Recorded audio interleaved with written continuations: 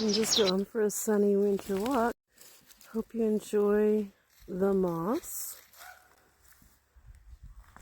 No real worry about bears, although there have been bear up until recently. I think they may have gone to sleep in the last couple of days, for a while at least. This is a carving by Brian Bosse. There are about 7 of these big carvings in these dead cedar stumps here.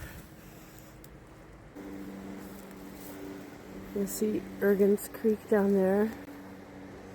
This is a really